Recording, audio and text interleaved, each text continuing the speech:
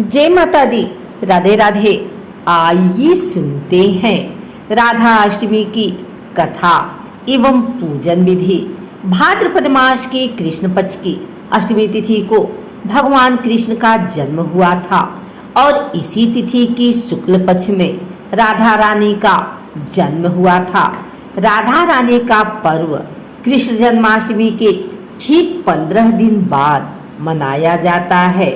राधा अष्टमी को राधा जन्मोत्सव के रूप में मनाया जाता है।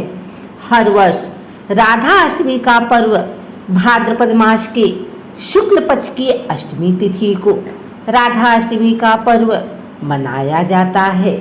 राधा अष्टमी का पर्व बरसाने, मथुरा, वृंदावन समेत पूरे ब्रज में धूमधाम से मनाया जाता है। इस दिन ब्रजवासी व्रत रखते हैं और राधा रानी की विधि विधान के साथ पूजा अर्चना करते हैं। हिंदू मान्यता के अनुसार भगवान श्री कृष्ण की पूजा और उनके लिए जन्माष्टमी पर रखा जाने वाला यह व्रत राधा अष्टमी की पूजा के बगैर अधूरा माना जाता है। स्नान आदि से निवृत्त हो जाएं। स्नान ध्यान करने के बाद भगवान सूर्य को अर्घ्य दें। फिर राधा रानी के व्रत को विधि विधान से करने का संकल्प लें। इसके बाद मंडप के नीचे मंडल बनाकर उसके मध्य भाग में मिट्टी या तांबे का कलश स्थापित करें।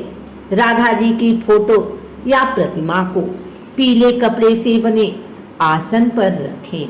कलश में जल, सिक्के और आम्र पल्लव रखकर उस पर नारियल रखें। पंचामृत के स्नान कराएं, फिर उन्हें जल चढ़ाएं और पुष्प, चंदन, धूप, दीप, फल आदि अर्पित करें। राधा रानी की विधि विधान से पूजा और उनका श्रृंगार करें। तत्पश्चात राधा जी को षोडशोपचार से पूजन करें। इसके बाद राधा रानी के मंत्र का जाप या उनके स्तोत्र का पाठ करें। ध्यान रहे कि पूजा का समय ठीक मध्याह्न का होना चाहिए।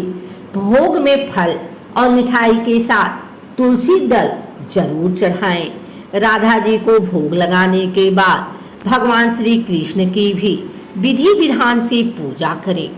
पूजन पश्चात पूरा उपवास करें अथवा एक समय भोजन करें। दूसरे दिन श्रद्धा अनुसार सुहागिन स्त्रियों तथा ब्राह्मणों को भोजन कराएं एवं उन्हें दक्षिणा दें। पूजा के अंत में श्री राधा जी और भगवान श्री कृष्ण की आरती करें और सभी को प्रसाद बांटें और स्वयं भी ग्रहण करें। एक पौराणिक कथा के अनुसार एक दिन वृषभानु गोप को एक तालाब में कमल फूल के बीच एक नन्ही कन्या लेटी हुई मिली। वो उस बच्ची को अपने घर ले आए। इस कन्या को अपनी पुत्री मानकर लालन पालन किया। राधा जी ने कई दिनों तक अपनी आंखें नहीं खोली थी। माना जाता है राधा जी जन्म के बाद सबसे पहले कृष्ण जी को देखना चाहती थी, इसलिए दूसरों की लाख कोशिशों के बावजूद उन्होंने तब तक आंखें नहीं खोली जब तक बाल्यावस्था में उनकी मुलाकात श्री कृष्ण से नहीं हुई। जिस प्रकार द्वापर युग में भगवान विष्णु ने कृष्ण अवतार लिया था, उसी प्रकार माता लक्ष्मी ने राधा रानी के रूप में जन्म लिया था।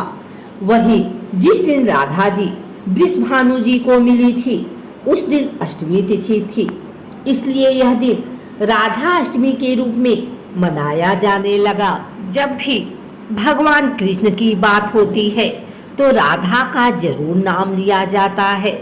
मान्यताओं के मुताबिक भगवान कृष्ण के जन्म से ठीक 15 दिन बाद राधा का जन्म हुआ था। यही वजह है कि कृष्ण जन्माष्टमी के बाद राधा अष्टमी का त्योहार भी मनाया जाता है। हर साल भाद्र माह के शुक्ल पक्ष की अष्टमी तिथि को राधा अष्टमी का सेलिब्रेशन होता है। वैसे तो देश भर में इस त्योहार का बहुत महत्व होता है, लेकिन वृंदावन, मथुरा और बरसाना में इसका खास महत्व है। इस दिन व्रत रहकर राधा रानी की पूजा की जाती है। आइए जानते हैं इस साल राधा अष्टमी का व्रत कैसे करें। हिंदू कैलेंडर के मुताबिक इस साल का राधा अष्टमी पर्व मनाया जाएगा और इस दिन व्रत का पारण भी किया जाएगा, जिसका समापन अगले दिन किया जाएगा। पौराणिक कथा के अनुसार एक बार जब माता राधा स्वर्गलोक से कहीं बाहर गई थी, तब भगवान श्री कृष्ण बिरजा नाम की सखी के साथ विहार कर रहे थे। जब राधा ने यह सब देखा तो नाराज हो गई और बिरजा का अपमान कर दिया। आहत बिरजा नदी बनकर बहने लगी। राधा के व्यवहार पर श्री कृष्ण के मित्र सुदामा को गुस्सा आ गया और वह राधा से नाराज हो गए। सुदामा के इस तरह के व्यवहार को देखकर राधा नाराज हो गई और उन्होंने सुदामा को दानव रूप में जन्म लेने का श्राप दे दिया। इसके बाद सुदामा ने भी राधा को मनुष्य योनि में जन्म लेने का श्राप दिया। राधा के श्राप की वजह से सुदामा शंखचूड़ नामक दानव बने। बाद में इसका वध भगवान शिव ने किया। वही सुदामा के दिए गए श्राप की वजह से राधा जी मनुष्य के रूप में जन्म लेकर पृथ्वी पर आई और उन्हें भगवान श्री कृष्ण का वियोग सहना पड़ा।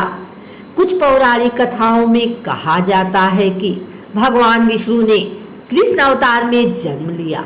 ठीक उसी तरह उनकी पत्नी लक्ष्मी जी राधा के रूप में पृथ्वी पर आई थी। ब्रह्मवैवर्त पुराण की माने तो राधा जी श्री कृष्ण की सखी थी और उनका विवाह रापा या रायार नाम के व्यक्ति के साथ संपन्न हुआ था। अगर आपको हमारी वीडियो अच्छी लगी हो तो इसे लाइक करें, कमेंट करें, शेयर करें। हमारे चैनल को सब्सक्राइब करके बेल नोटिफिकेशन ऑल पर सेट कर लें ताकि आगे आने वाली वीडियो सबसे पहले आप तक पहुंच सके। धन्यवाद।